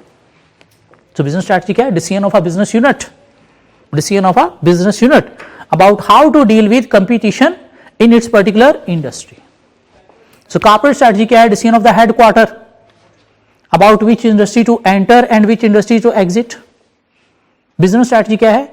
Decision of a business unit about how to deal with competition in its particular industry. यहां तक बातें समझ आती हैं दो। This mean एक ऐसी कंपनी जो diversified across industries है, उसकी तो corporate strategy होगी। और एक ऐसी कंपनी जो एक ही इंडस्ट्री में ऑपरेट कर रही है, like rice school of accountancy, क्या इसकी कोई कॉर्पोरेट स्ट्रैटेजी होगी? इसकी स्ट्रैटेजी स्टार्ट ही कहां से होगी? बिजनेस स्ट्रैटेजी से decision about how to deal with competition in its particular industry. ये बात क्लियर होती है। कॉर्पोरेट स्ट्रैटेजी और बिजनेस स्ट्रैटेजी में डिफरेंस क्या है? क्या कहला है? डाइवर्सिफाइड अक्रॉस इंडस्ट्रीज की कॉर्पोरेट स्ट्रैटेजी होगी, क्यों? उसने डिसीजन लेना है मुझे किस इंडस्ट्री में एंटर होना है और कहां से एग्जिट करना है।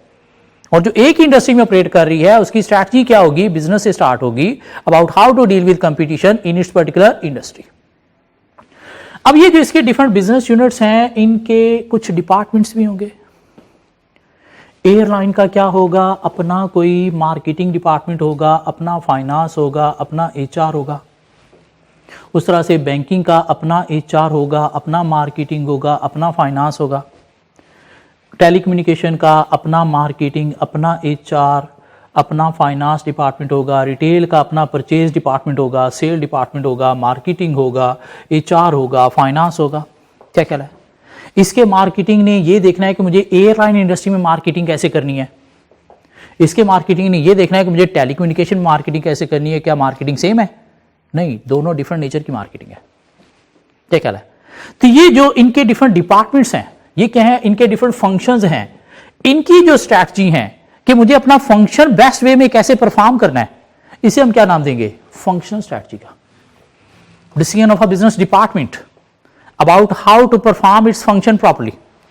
Decision of a business department about how to perform its function properly, उसे क्या नाम देंगे, फंक्शनल स्ट्रैटेजी का, which must be aligned with business strategy and corporate strategy.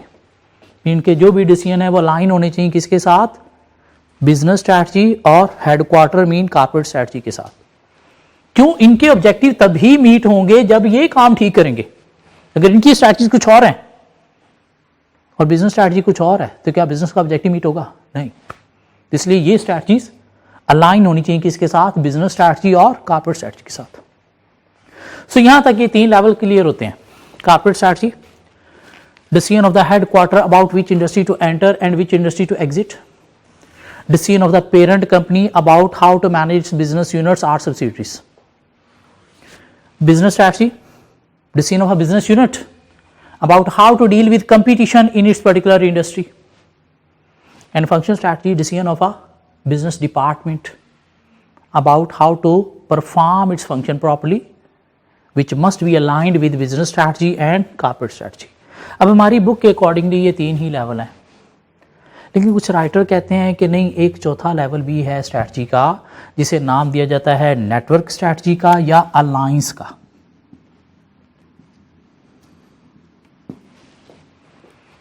है क्या ये स्ट्रैटेजी?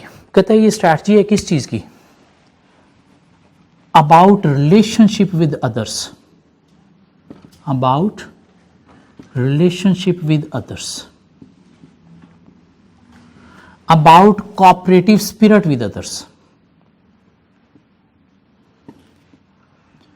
कहता है कि एक बिजनेस की सक्सेस या फेलियर में कुछ दूसरी ऑर्गेनाइजेशन का भी इंपॉर्टेंट रोल होता है।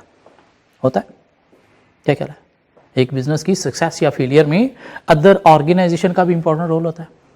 मीन आपके स्टेक होल्डर का इंपॉर्टेंट रोल होता है, जिसमें सप्लायर का इंपॉर्टेंट रोल है, बैंक का इंपॉर्टेंट रोल है। अगर आप होल सेलर हो, किसी के थ्रू चीज़ें बेचते हो, तो वो जो रिटेलर आपका कस्टमर है उसका भी इंपॉर्टेंट रोल है, गवर्नमेंट का भी इंपॉर्टेंट रोल है। क्या कहला है, इवन समटाइम आप क्राइसिस में होते हो तो कंपैक्टर भी आपको सर्वाइवल देते हैं। क्या कहला है, ऑडिट फर्म का भी इंपॉर्टेंट रोल है। ऑडिट फर्म कंपनी के अगेंस्ट ओपिनियन दे दे तो कंपनी डूब गई। आईटी फर्म्स का भी इंपॉर्टेंट रोल है। क्या कहला है, और दूसरों की सपोर्ट के थ्रू ही आपका बिजनेस चलेगा। अगर सपोर्ट बंद हो गई तो आपका बिजनेस तबाह हो जाएगा। क्या ख्याल है? तो इसलिए एक बिजनेस को क्या देखना है, स्ट्रैटेजी बनानी है अबाउट रिलेशनशिप विद अदर्स, कि मुझे दूसरों के साथ अच्छे रिलेशन कैसे मेंटेन करने हैं, मुझे दूसरों के साथ कोऑपरेटिव स्पिरिट कैसे मेंटेन करना है। क्यों ये मेंटेन होगा, रिलेशन मेंटेन होंगे तो मेरा बिजनेस की सक्सेसफुल है, सारे ऑब्जेक्टिव मीट करेंगे, वरना ऑब्जेक्टिव मीट नहीं होंगे। दो ये पार्ट बिजनेस स्ट्रैटेजी का ही है कि मुझे कंपटीशन को कैसे डील करना है, मुझे ऑब्जेक्टिव कैसे मीट करना है, लेकिन कुछ कंपनीज इसको इग्नोर कर जाती हैं। इसलिए राइटर कहते हैं कि ये इग्नोरेंस से बचाने के लिए क्या करना चाहिए, इसे as a separate level consider करना चाहिए अबाउट रिलेशनशिप विद अदर्स या how to maintain cooperative spirit with others. क्यों, इसके बिना आपकी सारी की सारी प्लानिंग तबाह हो जाती है। आपके बिजनेस को सर्वाइवल देते हैं ये रिलेशनशिप या कोऑपरेटिव स्पिरिट। जब आप क्राइसिस में होते हो, कंपैक्टर भी समटाइम आपको सर्वाइवल दे रहे होते हैं, अगर उनके साथ रिलेशन अच्छा है तो। अगर रिलेशन अच्छा नहीं है तो फिर बुरे वक्त में आपको कोई भी साथ नहीं देगा, आप तबाह हो जाओगे। इसलिए इसे भी as a separate level consider करना चाहिए। नेटवर्क स्ट्रैटेजी या अलायंसेस क्या है, strategy about, decision about creating relationship, maintaining relationship with others, या how to maintain cooperative spirit with others. So क्या आपने देखा, स्ट्रैटेजी का मतलब क्या है, set of activities to achieve objective of the organization. उसकी 4 कैरेक्टरिस्टिक्स के लॉन्ग टर्म होनी चाहिए, अकॉर्डिंग टू स्कोप ऑब्जेक्टिव होनी चाहिए, अकॉर्डिंग टू रिसोर्सेज रियलिस्टिक होनी चाहिए, और अकॉर्डिंग टू एनवायरमेंट में industry, market, compactor, customer developments के अकॉर्डिंग होनी चाहिए। स्ट्रैटेजी के 3 लेवल हैं, corporate strategy, business strategy, functional strategy और नेटवर्क स्ट्रैटेजी। हमारा जो सिलेबस है एसपीएम, इसका अबाउट 80 to 90% जो है वो एरिया ये है बिजनेस स्ट्रैटेजी। एक बिजनेस की strategy about how to deal with competition in its particular industry. कोई 5% एरिया ये है जो कहीं पे एक छोटा सा टॉपिक कवर करेंगे, और बाकी कोई 5% एरिया कुछ और है जो अभी हम आज कवर कर रहे हैं, कुछ बातें बाद में और होंगी। मीन 80 to 90% हमारा जो सिलेबस है वो क्या है, business strategy, how to deal with competition in its particular industry. So strategy की डेफिनेशन हमने कवर कर ली, स्ट्रैटेजी के कैरेक्टरिस्टिक्स हमने कवर कर ली, स्ट्रैटेजी की डेफिनेशन हमने कवर कर ली, स्ट्रैटेजी की कैरेक्टरिस्टिक्स हमने कवर कर ली, और स्ट्रैटेजी की लेवल्स हमने कवर कर लिए। क्या ख्याल है? अब थोड़ा और आगे मूव होते हैं, कुछ और बातें करते हैं।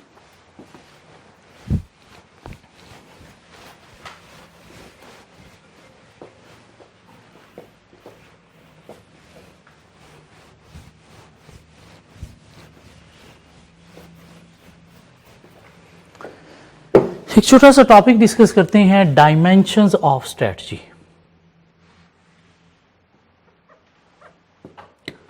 Dimensions of strategy. Strategy as content,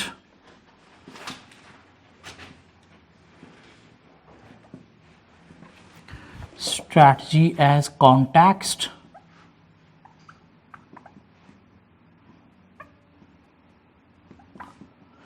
and strategy as process।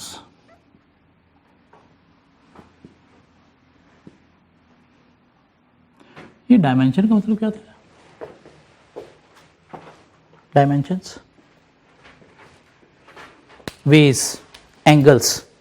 मतलब क्या हुआ कि स्ट्रैटेजी बनाते वक्त हमें 3 वेज, 3 डायरेक्शंस को कवर करना चाहिए, 3 एंगल से स्ट्रैटेजी को देखना चाहिए। क्या देखना चाहिए हमें? Strategy as content, mean business की कोई स्ट्रैटेजी बनाने जा रहे हैं तो हमें सबसे पहले क्या देखना चाहिए? कंटेंट। कंटेंट का मतलब क्या है? व्हाट द स्ट्रैटेजी, कि अभी हमारी करंट स्ट्रैटेजी क्या है, पहले हमें वो देखना चाहिए। अगर करंट स्ट्रैटेजी है तो हमें नई बनाने की ज़रूरत ही क्यों है? उसमें क्या खामियां हैं वो देखनी चाहिए, क्योंकि अगर खामियां देखी नहीं तो हो सकता है नई स्ट्रैटेजी भी फिर थकड़ स्ट्रैटेजी पहले जैसी बना बैठोगे। इसलिए आपको क्या देखना है? Content, mean what the strategy is, mean current strategy हमारी क्या है, उसमें क्या मसले हैं, हमें क्यों नई स्ट्रैटेजी में जाना पड़ रहा है। नई स्ट्रैटेजी हमने बनानी है तो हमारे पास क्या ऑप्शंस अवेलेबल हैं, क्या हमारे पास अदर अल्टरनेटिव्स अवेलेबल हैं। क्या ख्याल है? क्या हमारे पास अदर ऑप्शंस अवेलेबल हैं? तो हमें वो देखना है, क्या हमारे पास अदर चॉइसेस अवेलेबल हैं, वो हमें देखनी है, ताकि हम देख सकें कि हमारे मसला ये आ रहा है जिस वजह से हमें नई स्ट्रैटेजी बनानी है, तो मसला रिजॉल्व करने के लिए हमारे पास क्या क्या ऑप्शंस हैं, वो सारी हमने ऑप्शंस देखनी है ताकि हम उनमें से बेस्ट ऑप्शन चूज कर सकें। क्यों बेस्ट ऑप्शन चूज करेंगे तो हमारी ये स्ट्रैटेजी सक्सेसफुल होगी, वरना ये भी फेल हो जाएगी। तो कोई भी स्ट्रैटेजी बनाते वक्त आपको क्या करना है? 3 डायरेक्शन से स्ट्रैटेजी को देखना है। पहले क्या देखना है? कंटेंट, मीन हमारी करंट स्ट्रैटेजी क्या है, उसमें क्या मसले हैं, क्यों हमें नई स्ट्रैटेजी की तरफ जाना पड़ रहा है, मसला क्या है, और वो मसला रिजॉल्व करने के लिए हमारे पास क्या अदर ऑप्शंस, क्या हमारे पास चॉइसेस हैं, ताकि उनको इवैल्यूएट करके हम एक बेस्ट ऑप्शन चूज कर सके। क्योंकि अगर आपने करंट स्ट्रैटेजी नहीं देखी, उसके मसले नहीं देखे, तो हो सकता है फिर नई स्ट्रैटेजी में भी मसले रिजॉल्व नहीं होंगे। वो मसला रिजॉल्व करने के लिए आपके पास ऑप्शन चॉइसेस क्या है वो नहीं देखी, तो हो सकता है फिर आप बेस्ट ऑप्शन इग्नोर कर जाओगे और बाद में फिर दोबारा स्ट्रैटेजी बनाना पड़ेगी। इसलिए अभी आपको कंटेंट देखना है प्रॉपर्ली। आपको देखना है कॉन्टेक्स्ट। कॉन्टेक्स्ट का मतलब क्या है? The environment strategy has to deal with, the environment strategy has to deal with, mean strategy बनाते वक्त आपको देखना है एनवायरमेंट। एनवायरमेंट बोले तो इंडस्ट्री, मार्केट को जिसमें रहते हुए आपने ऑपरेट करना है, जिससे रिलेटेड आप स्ट्रैटेजी बनाने जा रहे हो। मीन आपको देखना है कंपैटिटर को कि वो क्या कर रहा है, आपको उसे बेस्ट स्ट्रैटेजी बनानी है, और उसे बेस्ट तभी बना पाओगे जब आप उसे देखोगे, डिटेल में एनालाइज करोगे। आपने देखना है कस्टमर को वो क्या चाहता है एनवायरमेंट में, क्यों आपको स्ट्रैटेजी वो बनानी है जो कस्टमर के एक्सपेक्टेशन को मीट करे, फिर जाके आपका ऑब्जेक्टिव मीट होगा, कंपटीशन डील होगा। आपको देखना है नई डेवलपमेंट्स को मार्केट में क्या क्या फ्यूचर में आने जा रही हैं, ताकि आपने वो चीजें अभी से अडॉप्ट करनी है और अपने बिजनेस को वैसे लेके चलना है। अदरवाइज जब वो नई डेवलपमेंट्स आ जाएंगी तो फिर आपको नई स्ट्रैटेजी बनाना पड़ेगी। तो इसलिए इंडस्ट्री मार्केट को देखते हुए स्ट्रैटेजी बनानी है, बगैर इंडस्ट्री मार्केट को देखे हुए स्ट्रैटेजी नहीं बनानी। तो स्ट्रैटेजी बनाते वक्त आपको कंटेंट देखना है, स्ट्रैटेजी बनाते वक्त आपको industry market environment mean customer को, कंपैटिटर को, डेवलपमेंट्स को भी देखना है। और तीसरा वो कहता है जी आपको क्या देखना है, strategy as process mean how strategic decisions are made, how strategic decisions are made, कि स्ट्रेटेजिक डिसीजन मुझे कैसे लेना है, स्ट्रेटेजिक डिसीजन मुझे कैसे लेना है। आइदर आंखें बंद करके काम स्टार्ट करना है, जब मसला आएगा तो फिर मैं डिसाइड करूंगा क्या करना है, या मसला आने से पहले मुझे प्लानिंग करके रूल्स डिफाइन करके चलना है ताकि मसला आए ही ना। और यहां से हमारे पास एक और नया टॉपिक स्टार्ट हो जाता है, approaches to strategy. Mean strategic decisions की दो अप्रोचेस हैं। मीन स्ट्रैटेजीज दो तरह से बनाई जाती हैं। किसने डिफाइन की हैं?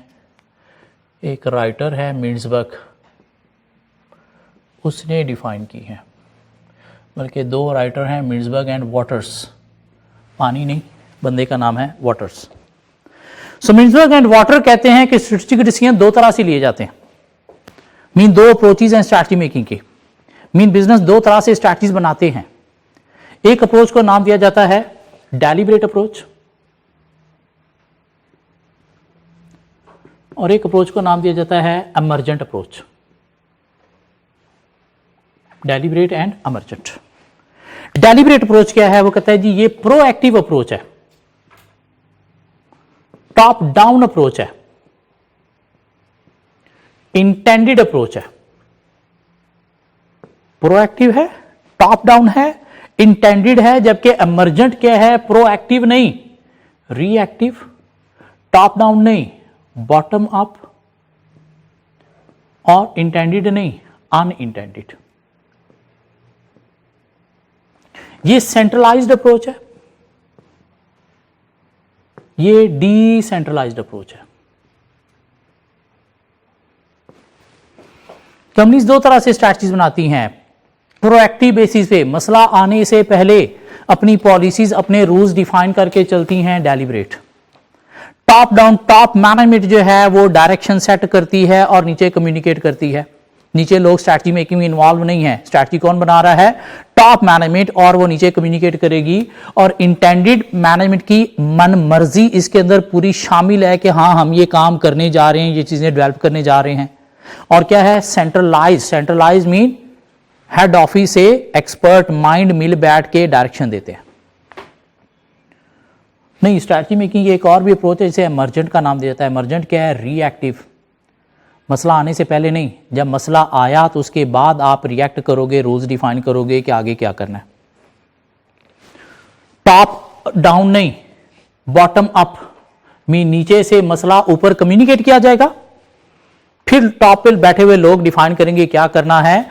और अनइंटेंडेड है, इंटेंडेड नहीं है, मीन आपकी मन मर्जी इसमें शामिल नहीं थी, मजबूरी की खातिर आपको बनाना पड़ रही है मसले के अगेंस्ट। और क्या है? डिसेंट्रलाइज्ड है, मीन नीचे वाले लोग भी और टॉप मैनेजमेंट भी सब एक तरह का स्ट्रैटेजी मेकिंग में इन्वॉल्व है।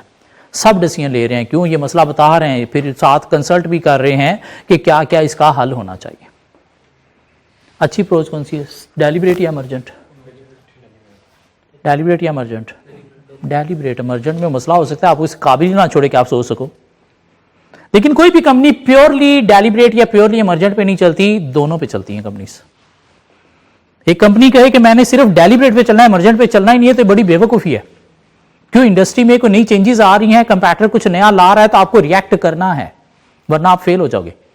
पेप्सी 65 की होगी है तो कोक भी आपको 65 की करनी है, रिएक्ट करना है, वरना फेल हो जाओगे। नहीं मैं इमरजेंट पे चलूं, डेलिब्रेट पे नहीं चलूंगा, तो ये सीधा सीधा सुसाइड है। क्यों? वो मसले नहीं, अगर आपको इस काबिल ही नहीं छोड़ा कि आप उसके अगेंस्ट कुछ सोच सको तो तबाही हो जाएगी। इसलिए कुछ चीज़ें आपको प्लान करके भी चलनी है, लेकिन साथ फ्लेक्सिबिलिटी रखनी है कि अगर इमरजेंसी में कोई डिसीजन लेना पड़े, कुछ चीज़ें चेंज करना पड़े अगेंस्ट न्यू डेवलपमेंट्स, तो आपने वो भी करनी है। सो स्ट्रैटेजी मेकिंग की दो अप्रोचेज हैं, deliberate top down, proactive intended centralised, और emergent reactive bottom up unintended और डिसेंट्रलाइज्ड। वो कहते हैं ये जो डेलिब्रेट है इसके आगे फर्दर दो टाइप्स है, planned and entrepreneurial.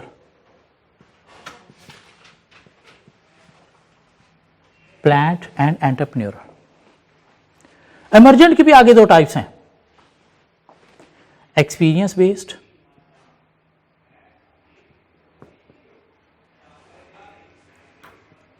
And imposed।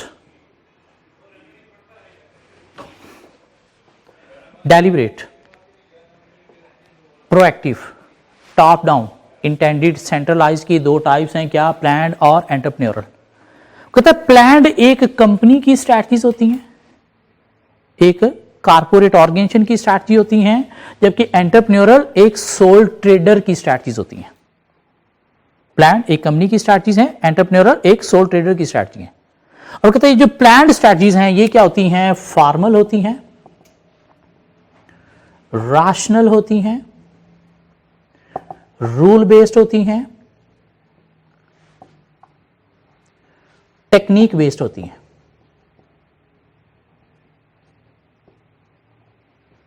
Formal, rational, rule based and technique based. While ये एंटरप्रेन्योरल एक सोल ट्रेडर की, एक दुकानदार की जो स्ट्रैटेजीज होती हैं, एक सिंगल ऑनर बिजनेस की जो स्ट्रैटेजी होती है, वो फॉर्मल नहीं, क्या होती हैं? इनफॉर्मल होती हैं। राशनल नहीं, पर्सनल होती हैं, विजनरी होती हैं, रूल बेस्ड नहीं, रूल ब्रेकिंग होती हैं। ये जो हैं ये रिस्क अवॉइडिंग होती हैं और ये रिस्क टेकिंग होती हैं।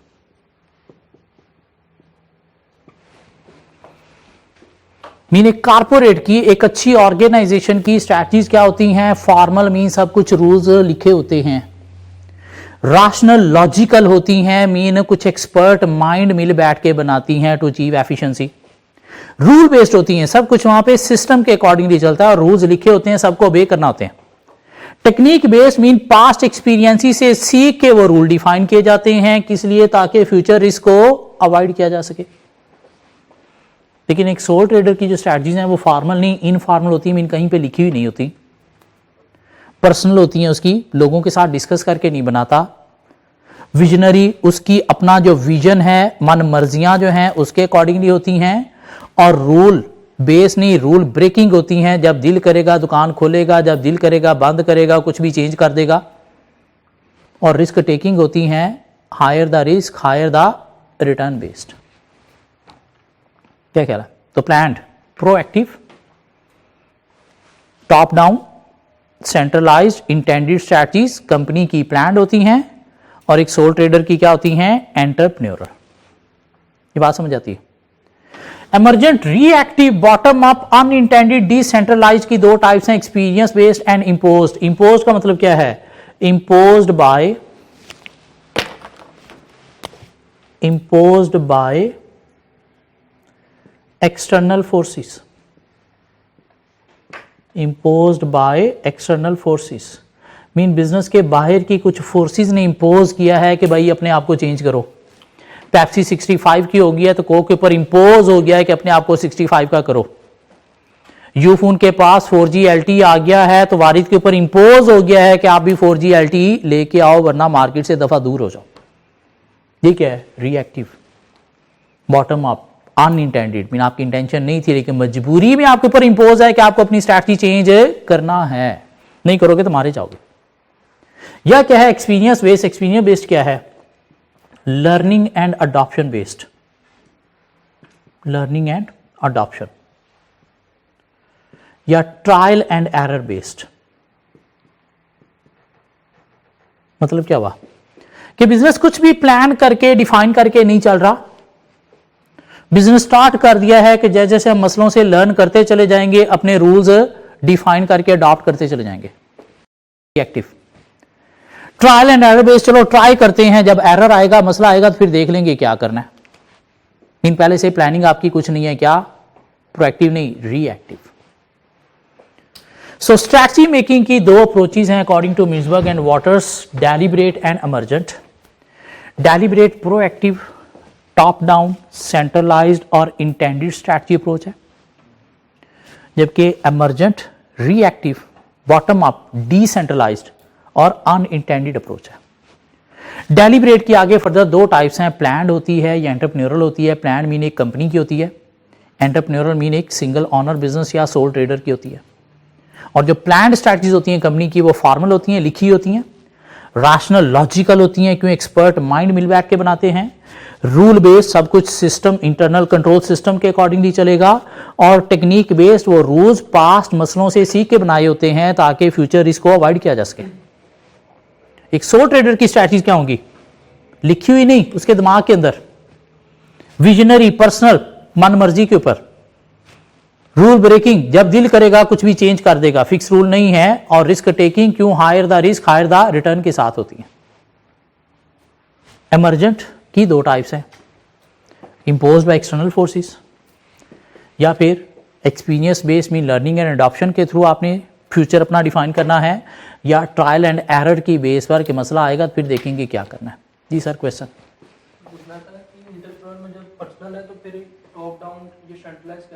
मतलब उसके नीचे अगर एक दो हेल्पर हैं तो डिसाइड कौन कर रहा है, ऑनर डिसाइड करके नीचे डायरेक्शन दे रहा है। नीचे डिपार्टमेंट नहीं है, इसमें नीचे डिपार्टमेंट है, कंपनी में नीचे डिपार्टमेंट है, इधर ऑनर है तो उसके नीचे एक दो हेल्पर होंगे। डेलिब्रेट तो नहीं ना होता। हाँ डेलिब्रेट है, अपनी मन मर्जी से कर रहा है, सब कुछ मन मर्जी से कर रहा है, चीजें डिफाइन भी करके चल रहा है, भाई कल से दुकान इतने बजे खुलेगी। ये नहीं कल देखूंगा मैं मार्केट में आके कस्टमर कितने बजे आ रहे हैं तो फिर मैं डिसाइड करूंगा कितने बजे खोलूंगा। नहीं, रूल्स डिफाइन कर दिए, क्यों हेल्पर उसके नीचे हैं जो मैनेज कर रहे हैं बिजनेस को उसके साथ, तो उनको क्या कर रहा है, डायरेक्शन दे रहा है, लेकिन पर्सनल किसी और के साथ डिस्कस करके नहीं, अपनी मन मर्जी से स्ट्रैटेजी बना रहा है। एक्सपर्ट है तो अच्छी होंगी, एक्सपर्ट नहीं है तो अच्छी भी नहीं होंगी। क्या कहला? सो सर हमने स्ट्रैटेजी को डिफाइन कर लिया, उसकी कुछ कैरेक्टरिस्टिक्स देख ली, स्ट्रैटेजी के कोई लेवल्स देख लिए, स्ट्रैटेजी की हमने डायमेंशंस देख ली, मीन स्ट्रैटेजी बनाते वक्त कोई तीन डायरेक्शंस देखनी है, कंटेंट, कॉन्टेक्स्ट और प्रोसेस। क्या इधर हमें प्लान स्ट्रैटेजीज बनानी है या फिर अनप्लान्ड बनानी है, प्लान बनानी है या फिर अनप्लान्ड बनानी है, क्या ख्याल है?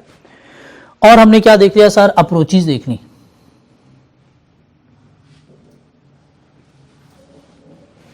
अप्रोचेस। बस एक छोटा सा टॉपिक कवर करके खत्म करते हैं।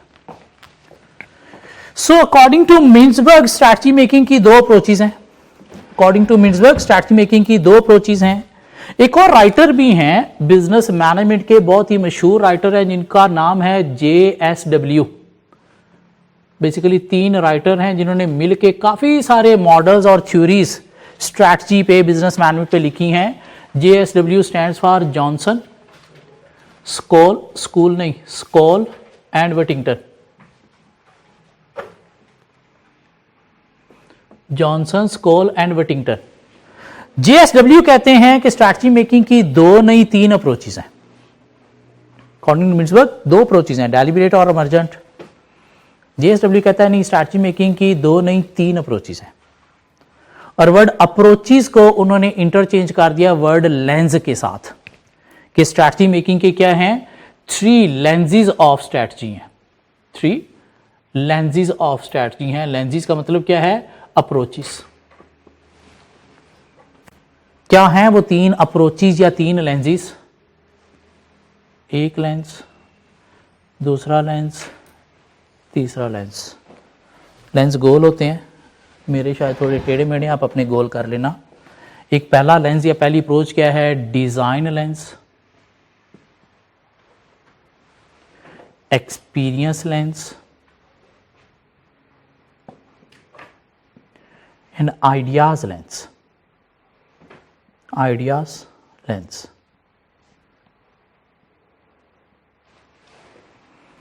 So according to Mintzberg, strategy making की दो अप्रोचेज हैं, डेलिब्रेट और इमरजेंट, प्रोएक्टिव और reactive. According to JSW, strategy making की तीन अप्रोचेज हैं, ये तीन लेंसेज हैं, design lens, experience lens and ideas lens. कहते हैं डिजाइन लेंस क्या है? स्ट्रैटेजी मेकिंग की एक अप्रोच है. कौन सी?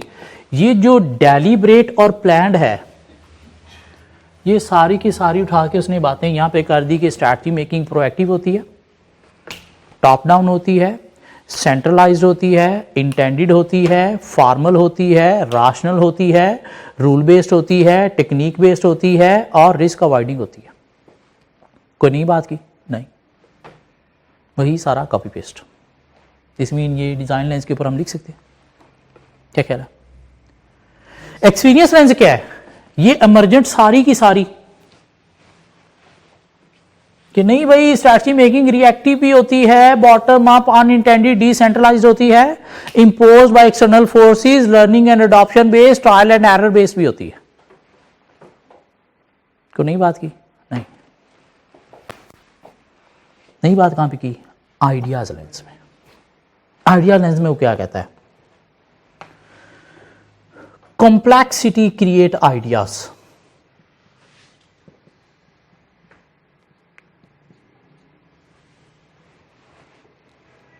Innovation, use of IT, revolution. मतलब क्या हुआ? Complexity create ideas. Complexity create ideas कि अगर सब कुछ स्मूथ चल रहा हो ना तो नए नए आइडियाज नहीं आते. हाँ, जब चीजें बहुत ज्यादा कॉम्प्लेक्स हो जाएं तो फिर नए नए आइडियाज आते हैं और कुछ नया करने की जरूरत पड़ती है. और वो जो नया करने की स्ट्रैटेजी है उसे क्या नाम दिया गया है? Ideas lens. Mean complexity mean business operation, business situation sometime इतनी ज्यादा कॉम्प्लेक्स हो जाती है कि रूटीन से वो रिजॉल्व हो ही नहीं रही होती, तो आपको कुछ नया करने की जरूरत पड़ती है. वो जो नया करने की जरूरत है, जिसमें आप इनोवेशन ला रहे हो, जिसमें आप यूज ऑफ आईटी को लेके आ रहे हो, जहां पे आप रेवोल्यूशनरी चेंज लेके आ रहे हो, मीन रूटीन से हट के बिल्कुल सब कुछ नया, उसे क्या नाम दिया जाएगा? आइडियाज लेंस का. मीन इधर आप क्या कर रहे हो? डिजाइन में आप अपनी प्लानिंग के थ्रू आहिस्ता आहिस्ता चीजों को इंप्रूव करके चल रहे हो. क्या जो ऑलरेडी चल रहा है उसी को ही आहिस्ता आहिस्ता इंप्रूव कर रहे हो. और इधर जो मार्केट में हो रहा है उसे कॉपी कॉपी कॉपी कर रहे हो, उसके अगेंस्ट रिएक्ट कर रहे हो. लेकिन इधर जो आपने ना पहले कभी किया है, जो मार्केट में ना किसी और ने किया है, आप बिल्कुल एक नए आइडिया के साथ मार्केट को आके हिट करके अपनी पोजीशन स्ट्रांग बना रहे हो, उसे क्या नाम दिया जाएगा? Ideas approach of strategy making. जिसकी बेस्ट एग्जांपल उबर क्या है? एक ऐप है. उबर बिजनेस है, पैसे कमा रहा है क्या? सिर्फ एक ऐप जिसके ऊपर पूरी दुनिया की आपने जो है वो ड्राइवर, पूरी दुनिया के आपने लोगों को जो है वो इकट्ठा कर लिया और पैसा कमीशन में कमाई जा रहे हो. है क्या? सिर्फ एक आइडिया कि एक ऐप बना के आपने लॉन्च कर दी, उसके ऊपर सारी दुनिया के कैब ड्राइवर इकट्ठे कर लिया आपने, कितने सारे लोगों को, मिलियंस ऑफ लोगों को आपने रोजगार दिया हुआ है पूरी दुनिया में. मिलियंस ऑफ लोगों को पूरी दुनिया में रोजगार दिया हुआ है. क्या कहला है? और सारी दुनिया ट्रैवलिंग के लिए भी उसे यूज कर रही है, जो ना मार्केट में पहले कभी एग्जिस्ट करता था, ना किसी और ने किया. क्या कहला है? करीम ने क्या किया? रिएक्ट किया, उसी आइडिया को कॉपी किया. कुछ नया दिया? नहीं. नया आइडिया किसने दिया था? उबर ने. क्या कहला है? तो स्ट्रैटेजी मेकिंग के अकॉर्डिंग टू मिन्सबर्ग दो अप्रोचेज हैं, डेलिब्रेट और इमरजेंट. जबकि अकॉर्डिंग टू JSW तीन अप्रोचेज है. डेलिब्रेट, ये सिंगल ऑनर वाला छोड़ के कंपनी के हम बिजनेस की बात कर रहे हैं. क्या कहला है? इमरजेंट, या फिर क्या है? To do something new, strategy of innovation with the use of IT technology, revolutionary change to avoid complexities in business operations या बिजनेस सिचुएशंस. तो सर हमने स्ट्रैटेजी को डिफाइन कर लिया, स्ट्रैटेजी की कैरेक्टरिस्टिक्स हमने देख ली, स्ट्रैटेजी के लेवल्स हमने देख लिए, डायमेंशंस देख ली, अप्रोचेस देख ली, और हमने स्ट्रैटेजी के 3 लेंसेज देख लिए। क्या कहना, लेंसेज भी क्या हैं, अप्रोचेस ही हैं। लेंसेज भी क्या हैं, अप्रोचेस ही हैं। ओहो, हम तो आज आए थे कि पता नहीं कोई इंट्रोडक्शन होगा, मास्टर ने तो आते ही पढ़ाना शुरू कर दिया। हाँ, ये तो हमने सोचा ही नहीं था कि यूँ भी हो जाएगा। चलिए अब इंट्रोडक्शन भी खेलते हैं हम।